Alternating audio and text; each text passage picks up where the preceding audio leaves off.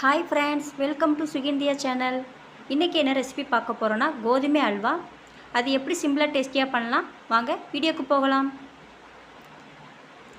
ஒரு பாத்திரத்துல 1 கப் அளவுக்கு கோதுமை மாவு ஆட் பண்ணிக்கோங்க. இது கூட ஒரு 2 கப் அளவுக்கு தண்ணி ஆட் பண்ணிக்கோங்க.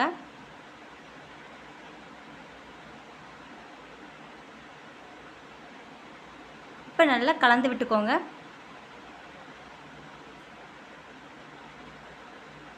இப்போ நல்லா கெட்டி விழாமல் நல்லா கலந்து எடுத்து வச்சுக்கோங்க. இந்த மாதிரி உடனடியாகவும் அல்வா பண்ணலாம், இல்லை 6 மணி நேரம் நல்லா புளிக்க வச்சு அப்படியும் நீங்கள் அல்வா பண்ணலாம். அது ரொம்ப டேஸ்டியாகவும் இருக்கும். இப்போ ஒரு ஒயிட் கிளாத் எடுத்து வச்சுக்கோங்க. அதை தனியாக நம்ம ஃபில்டர் பண்ணி எடுத்து வச்சுக்கலாம்.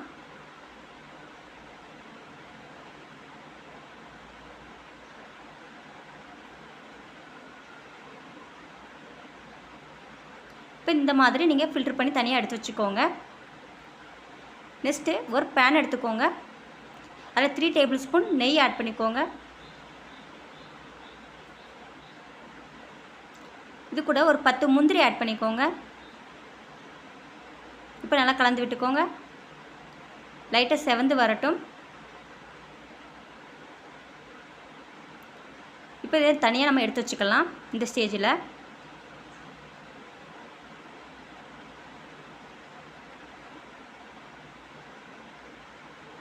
இப்போ அதே நெய்யில் கோதுமை மாவோட தண்ணியை நம்ம இது கூட ஆட் பண்ணிக்கலாம்.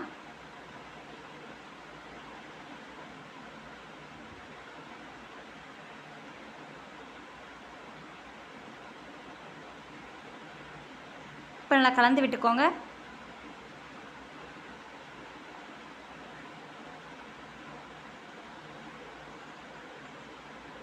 ஸ்டவ்வை நல்லா மீடியம் ஃப்ளேம்லேயே வச்சுக்கோங்க.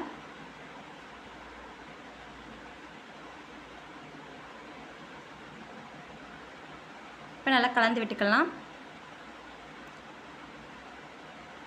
இப்போ 1 கப் கோதுமை மாவுக்கு 3/4 கப் அளவுக்கு நம்ம சுகர் ஆட் பண்ணிக்கோங்க. இப்போ நல்லா கலந்து விட்டுக்கோங்க.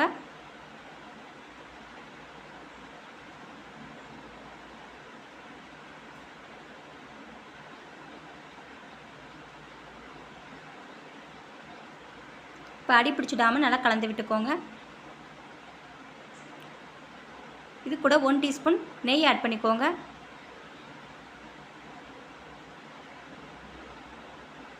இப்போ நல்லா கலந்து விட்டுக்கலாம்.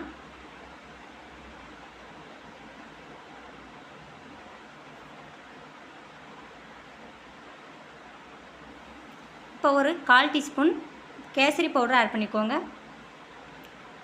இப்போ நீங்கள் சுகரை நல்லா கேரமல் பண்ணி கூட நீங்கள் அப்படி கூட ஆட் பண்ணிக்கலாம்.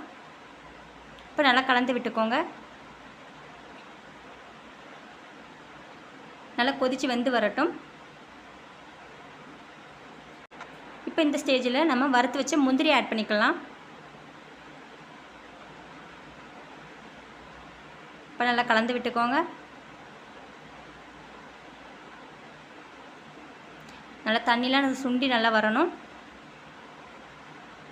இப்போ இந்த அல்வா பதத்துக்கு வந்துருச்சு. இந்த ஸ்டேஜில் நம்ம வேறு பிளேட்டுக்கு ட்ரான்ஸ்ஃபர் பண்ணி எடுத்துக்கலாம். கோதுமை அல்வா ரெடி ஆயிடுச்சு. இதே மாதிரி நீங்களும் உங்கள் வீட்டில் ட்ரை பண்ணி பாருங்கள். இந்த வீடியோ பிடிச்சிருந்தால் லைக் பண்ணுங்கள், சப்ஸ்கிரைப் பண்ணுங்கள், பெல் ஐக்கானை ப்ரெஸ் பண்ணுங்கள். நெக்ஸ்ட் வீடியோ பார்க்கலாம்.